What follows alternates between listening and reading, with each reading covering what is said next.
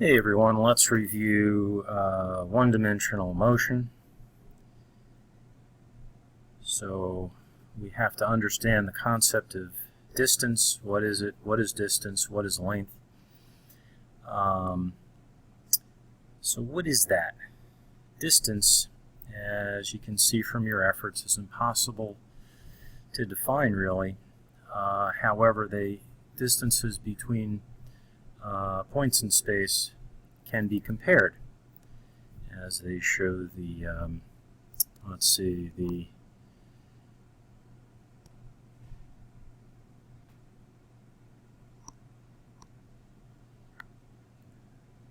various destination signs down there and how far it is to various cities. So we can compare the distance between two objects and the distance between two other objects. For convenience, we create standard distances so we can easily make comparisons and tell someone else about them. Typically, we use the meter as our unit of measuring distance, and it's just like it's been accepted. It's just that it's been accepted as the universal standard so everyone knows what it is. It doesn't define distance, but it allows us to work with it. Typically in physics, we always use units, so it's not just how much of something we have, but also the units of how we measure it. So when we measure distance, it won't just be a number. It'll be a number of meters, a number of inches, a number of centimeters. It'll always have a unit with just a few exceptions.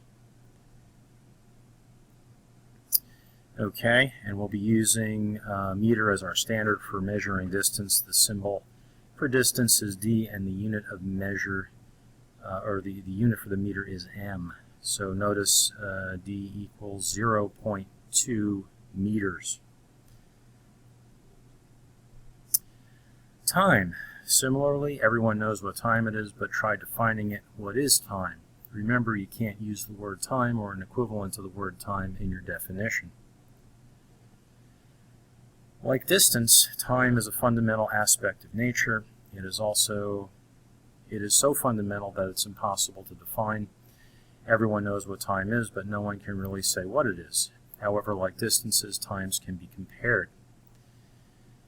We can say that in the time it took to run around the track, the second hand of my watch went around once, so my run took 60 seconds. When we compare the time between two events to the time between two other events, we're measuring time. This doesn't define time, but it allows us to work with it. So we will be using the second, like for distance we use the meter.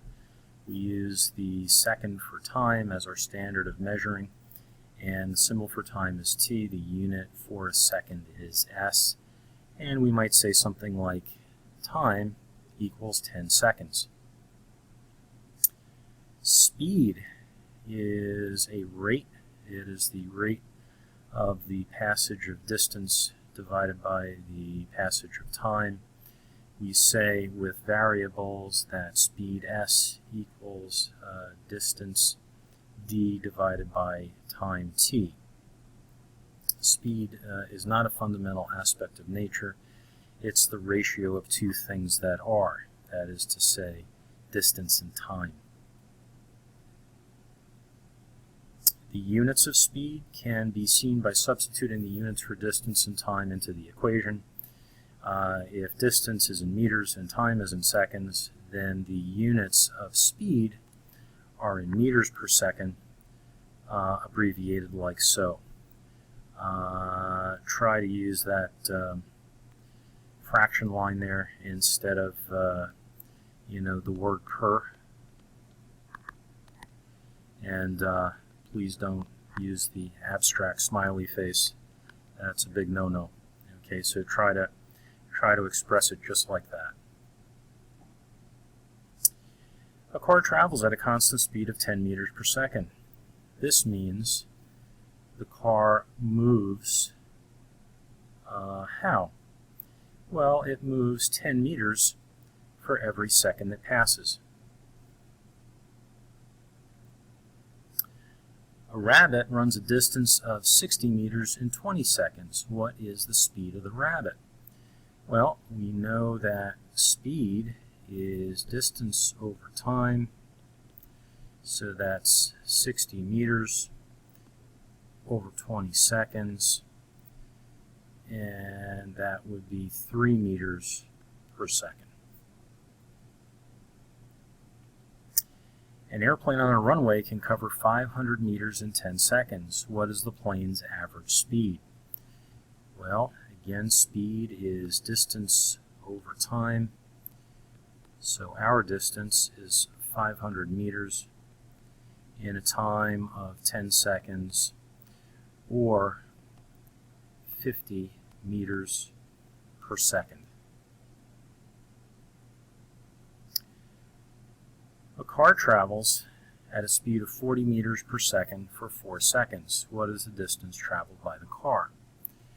Well, distance is equal to speed times time. So the speed is 40 meters per second. The time is 4 seconds. Notice the seconds cancel out, leaving us with the correct units, meters. And 40 times 4 is 160, or 160 meters.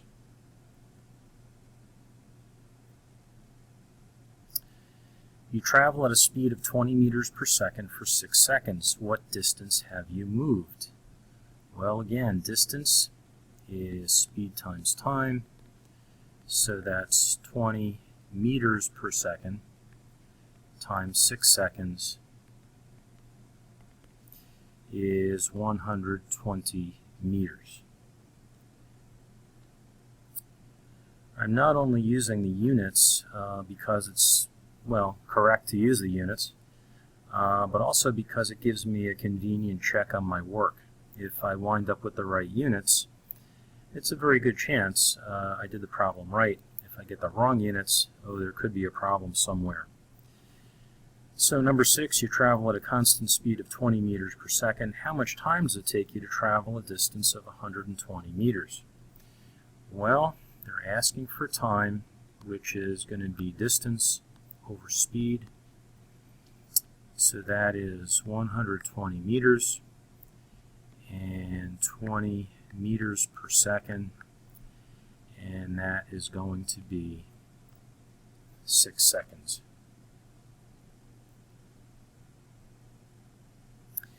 You travel at a constant speed of 30 meters per second. How much time does it take you to travel a distance of 150 meters?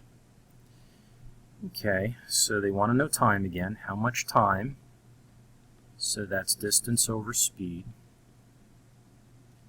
So that's 150 meters, 30 meters per second. Here, the meters cancel, and I'm left with 1 over seconds. So the reciprocal of a reciprocal is just the thing itself. So, of course, the units are seconds, and this is going to be a time of 5 seconds. If I were to do this just off to the side, I would have in the numerator meters, and in the denominator meters per second. Treating it just like I'm dividing two fractions, I would have meters times seconds per meter. These cancel, and I'm left with seconds. Okay, so that's a good sign that I did something right. Okay, and that's it. Okay, see you guys soon.